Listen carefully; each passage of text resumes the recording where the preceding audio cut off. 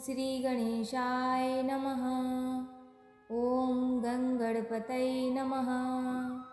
ॐ नमो भगवते वासुदेवाय नमः। जय श्री कृष्ण। राधे राधे। आज कार्तिक माह के शुक्ल पक्ष की 9वीं तिथि है। कार्तिक माह के शुक्ल पक्ष की 9वीं के दिन आंवला नवमी बनाई जाती है। इसे अक्षय नवमी भी कहा जाता है, क्योंकि इस दिन किया गया कोई भी शुभ कार्य अच्छे फल देने वाला होता है, अर्थात उसके शुभ फल में कभी कमी नहीं आती। हमारे आयुर्वेद में आंवला को आयु और आरोग्य वर्धक कहा गया है। इस दिन आंवला के वृक्ष की पूजा करके उसके नीचे बैठकर भोजन करने का बड़ा महत्व है। माना गया है कि इससे वर्ष भर आयु आरोग्य बना रहता है। इस दिन आंवला के फल का सेवन किया जाता है। आंवला नवमी का महत्व इसी बात से समझा जा सकता है, क्योंकि इसी दिन द्वापर युग का प्रारंभ हुआ था, जिसमें स्वयं भगवान श्री कृष्ण ने जन्म लिया था। आंवला नवमी के दिन ही भगवान श्री कृष्ण ने वृंदावन गोकुल की गलियां छोड़कर मथुरा प्रस्थान किया था। संतान और पारिवारिक सुखों की प्राप्ति के लिए यह व्रत रखा जाता है। व्रत के दिन उन्होंने अपनी बाल लीलाओं का त्याग करके कर्तव्य के पथ पर पहला कदम रखा था। इसी दिन से वृंदावन की परिक्रमा भी प्रारंभ होती है। आंवला नवमी का व्रत संतान और पारिवारिक सुखों की प्राप्ति के लिए किया जाता है। यह व्रत पति पत्नी साथ में रखें तो उन्हें इसका दोगुना फल प्राप्त होता है। आंवला नवमी के दिन स्नान आदि करके किसी आंवला वृक्ष के समीप जाएं। उसके आसपास साफ सफाई करके आंवला वृक्ष की जड़ में शुद्ध जल अर्पित करें। फिर उसकी जड़ में कच्चा दूध डालें। पूजन सामग्रियों से वृक्ष की पूजा करें। उसके तने पर कच्चा सूत या मौली 8 परिक्रमा करते हुए लपेटें। कुछ जगह 108 परिक्रमा भी की जाती है। इसके बाद परिवार के सुख समृद्धि की कामना करके वृक्ष के नीचे ही बैठकर परिवार और मित्रों सहित भोजन किया जाता है। आंवला को वेद पुराणों में अत्यंत उपयोगी और पूजनीय कहा गया है। आंवला का संबंध कनकधारा स्रोत से भी है। आइए अब सुनते हैं आंवला नवमी की पावन कथाएं। एक कथा के अनुसार एक बार जगत गुरु आदि शंकराचार्य भिक्षा मांगने एक कुटिया के सामने रुके। वहाँ एक बूढ़ी औरत रहती थी, जो अत्यंत गरीब और दयनीय स्थिति में थी। शंकराचार्य की आवाज़ सुनकर वह बूढ़ी औरत बाहर आई। उसके हाथ में एक सूखा आंवला था। वह बोली, महात्मन, मेरे पास इस सूखे आंवले के सिवाय कुछ भी नहीं है जो आपको भिक्षा में दे सकूं। शंकराचार्य को उनकी स्थिति पर दया आ गई और उन्होंने उसी समय उसकी मदद करने का प्रण लिया। उन्होंने अपनी आंखें बंद की और मंत्र रूपी 22 श्लोक बोले। ये 22 श्लोक कनकधारा स्रोत के श्लोक थे। माँ लक्ष्मी ने दिव्य दर्शन दिए।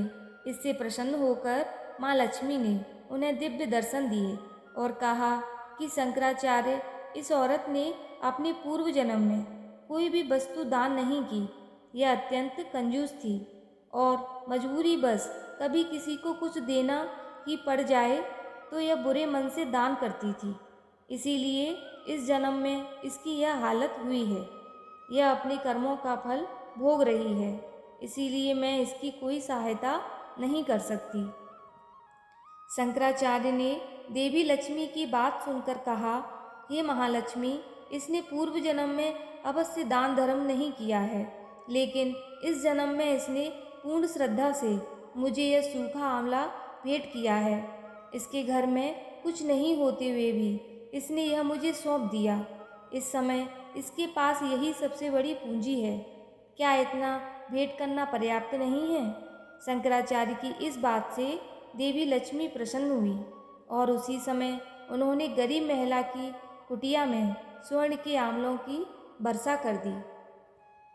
अब मैं आपको आंवला नवमी की एक और पावन कथा सुनाने जा रही हूँ। कथा आंवला नवमी पर आंवले के वृक्ष की पूजा और इसके वृक्ष के पूजन और इसके नीचे भोजन किया जाता है। इस व्रत का संबंध माँ लक्ष्मी से है। कथा इस प्रकार है कि एक बार माता लक्ष्मी पृथ्वी पर भ्रमण करने आई। रास्ते में भगवान विष्णु एवं शिव की पूजा एक साथ करने की उनकी इच्छा हुई। ऐसे में माँ लक्ष्मी ने सोचा कि किस तरह विष्णु और शिव की पूजा कैसे की जा सकती है। तभी उन्हें ख्याल आया कि तुलसी और बेल के गुण एक साथ आंवले में पाया जाता है। तुलसी श्री हरि विष्णु को अत्यंत प्रिय है और बेल भगवान भोलेनाथ को अत्यंत प्रिय है। आंवले के वृक्ष को विष्णु और शिव का प्रतीक चिन्ह मानकर माँ लक्ष्मी ने आंवले के वृक्ष की पूजा संपन्न की। जिस दिन पूजा की उस दिन नवमी तिथि थी और उसी दिन से इसे आंवला नवमी भी कहा गया। माँ लक्ष्मी की पूजा से प्रसन्न होकर विष्णु और शिव प्रकट हुए। लक्ष्मी माता ने आंवले के वृक्ष के नीचे भोजन बनाकर विष्णु और भगवान शिव को भोजन कराया। इसके बाद स्वयं ने भोजन किया। तभी से आंवला वृक्ष पूजन की यह परंपरा चली आ रही है। अक्षय नवमी के दिन अगर आंवले की पूजा करना और इसके नीचे बैठकर भोजन बनाना और खाना संभव नहीं हो तो इस दिन आंवला खाना भी लाभकारी है। आंवला नवमी के दिन एक सेठ ब्राह्मणों को आंवले के पेड़ के नीचे बैठाकर भोजन कराया करते थे। साथ ही उन्होंने सोना सदान किया करते थे। यह सब देख सेठ के पुत्रों को अच्छा नहीं लगता था। यह देख वो अपने पिता से बहुत झगड़ा करते थे। रोज रोज की लड़ाई से तंग आकर वो दूसरे गांव में रहने चला गया। जीवन यापन के लिए उसने वहाँ एक दुकान लगाई। उसी दुकान के आगे सेठ ने एक आंवले का पेड़ लगाया। कृपा कुछ ऐसी हुई कि दुकान खूब चलने लगी। यहाँ भी उसने अपना नियम नहीं छोड़ा। वह आंवला नवमी का व्रत पूजा करता था और ब्राह्मणों को भोजन कराकर दान देता था। वहीं दूसरी ओर सेठ के पुत्रों का व्यापार ठप हो गया। उनके बेटों को समझ आने लगा कि वो अपने पिता के भाग्य से ही खाते थे। अपनी गलती समझकर वे अपने पिता के पास गए और अपनी गलती की माफ़ी मांगने लगे।